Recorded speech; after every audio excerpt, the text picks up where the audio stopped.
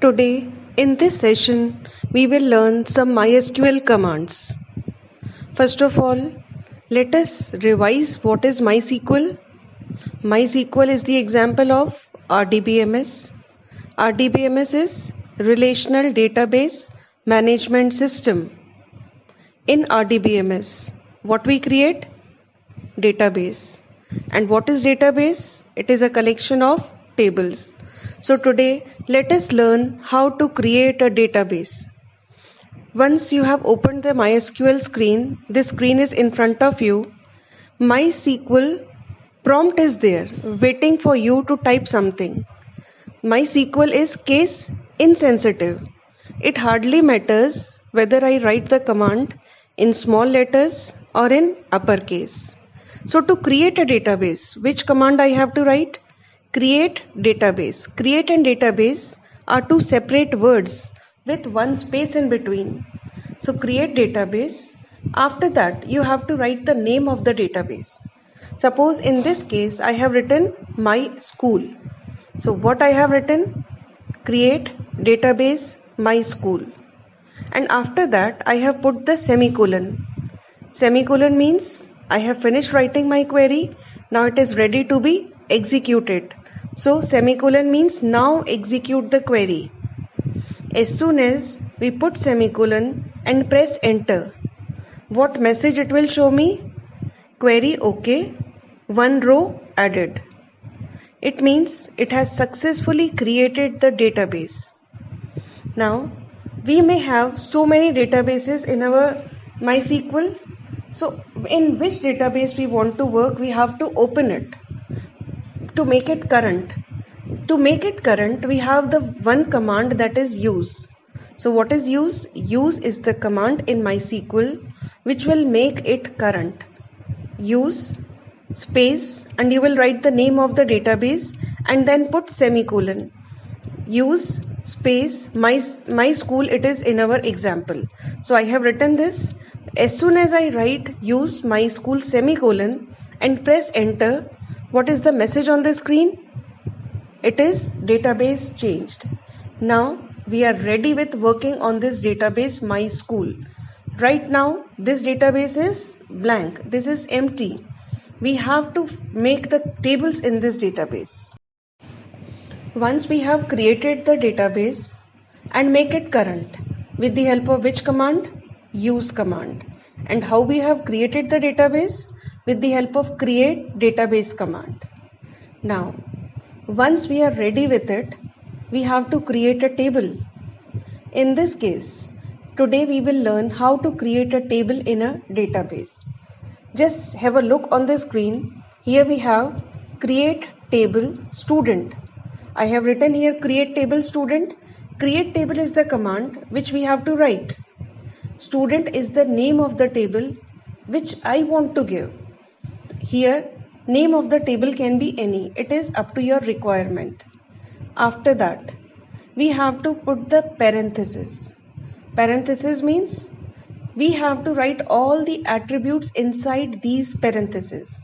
So the first attribute name which I want in the student table is RNO. RNO stands for roll number. Now, which kind of value I want to store in RNO, it will be told by your data type. So int. After RNO, you can see on the screen it is int. What is int? Int is a data type which is used to store numbers without decimal places. Always I can have roll number in the integer values. You don't have generally roll numbers like 1.2, 3.9. Roll numbers are not in decimal numbers. They are integers. So RNO, int. These two words are clear to you. RNO is the name of the attribute. Int is the data type. Data type tells which kind of value to be stored. Now not null primary key. What is not null? Not null means we cannot make it blank, leave it blank. We can never leave it blank. It is compulsory to fill, mandatory to fill. Primary key we have already discussed in the previous class. It is used to uniquely identify the data in the table. Duplicate values are not allowed in primary key. Suppose we have already inserted the roll number 2. Will it allow me to insert one more record with roll number 2? No, it will give me the error message. Once again repeating it, how to create a table? Create table is a command. After that, you have to write the name of the table. Suppose it is student, shop, stationery, whatever books, whatever name you want to give, you can give. After giving the name of the table, you have to put the parenthesis. Now, you have to first give the name of the attribute. First, give the name of the attribute, give one space, then give the data type. After data type, roll number is acting as a primary key, and primary key duplicate values are not allowed, and we will not keep it blank. So we have written not null primary key. Not null means I cannot keep it blank. Primary key means duplicate values are not allowed. Once the description for one attribute is over, place comma. Then in the next line here you can see name. Name is the second attribute which we want to keep. So we have given name is the name of the attribute. In front of name what is given? Varchar. Now what is varchar? Varchar is a data type to store string values in alphabets. Now suppose my name is Geeta. So I want to store Geeta. So Geeta is not the numeric value. It is in the alphabets. It is in the form of a string. So to store the string, here we have the data type as varchar. What is data type? Data type tells you which kind of value you want to store. Int means you want to store numbers without decimal places. Varchar is a data type which gives you or which tells you that you can store only strings. Now in the brackets we have 20. What do you mean by this word 20? 20 is the maximum length. I can give the name or enter the name with the length as 20 characters. If I will give the name with more than 20 characters, it will give me the error message. So what we are saying here is name is the name of the attribute. Varchar is a data type which is used to store string values. In the brackets we have 20. 20 will give you the what? Maximum length. One attribute is finished, place comma. Now address. Address will also be stored in the form of string. So we are giving varchar. Now question may come to your mind that when we have address contains plot number also. So when it contains plot number, it is a numeric value, but still it will be considered as string. Why? Because on string no calculation is allowed. It allows numeric values, but on those numeric values which are entered in the varchar or in the form of string, calculations will not be performed. 30 means maximum size is 30. More than 30 characters not allowed. 30 allowed, less than 30 allowed.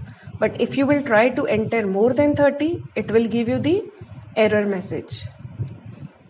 One attribute description finish. Again put comma. Now next. House. House we are talking about. We have 8 houses in our school. Shastri House, Ambedkar House, Gandhi House, Nehru House and so on. So we are talking about which student is in which house for the activities purpose. Now here we have house. House is also in the form of strings. Nehru, Gandhi, Shastri, like this. So varchar, again it is in the form of a string, and size maximum we have given as 15. Description finished, comma. After that, what you have? You have date of birth.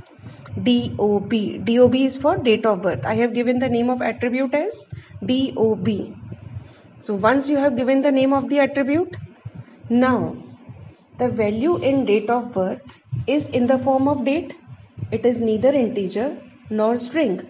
It is in the form of a date. Date stores year, month, day. These three values are stored together. So in MySQL, we have separate data type, different data type to store the dates. For example, date of birth, date of examination, date of registration, and so on. Clear? Once you have finished with the giving all the queries or all the attribute description, close the parenthesis and put the semicolon. Now we understand the purpose of semicolon. Semicolon means the query is over, it is ready to be executed. Semicolon is always appear in the end of the query. Clear? Now as soon as we will put semicolon, press enter, the message is here in front of us, query OK, 0 rows affected.